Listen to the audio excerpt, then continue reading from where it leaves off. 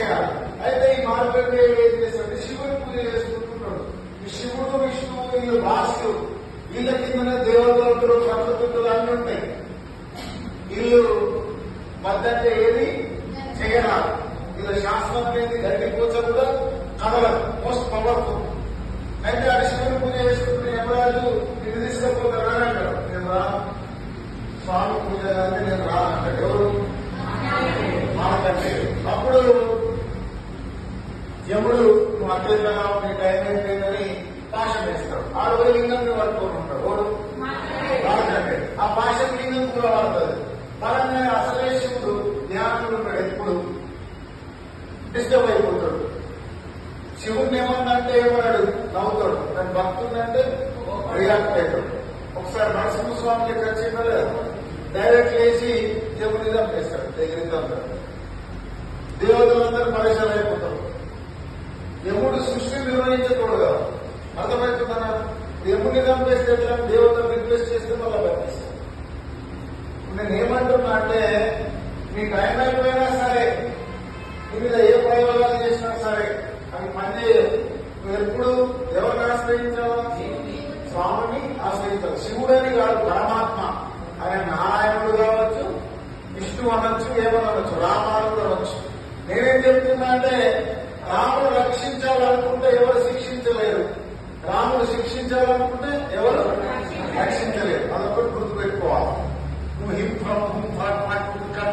ఎన్ని ఏపించినా వస్తుంది. అదే గుర్తు వేయించుకో, నీ ఒట్టించుకో, నువ్వు ఎన్ని మంత్రాలనే వేయించుకో, దాని మీద పని చేయి.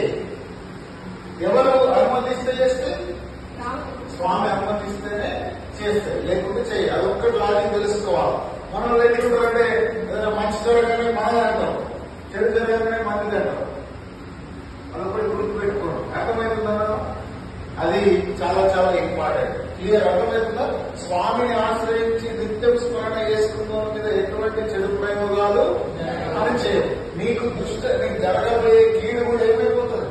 ఆగిపోతుంది. ఈవెన్ మృత్యు కూడా ఆగిపోతుంది.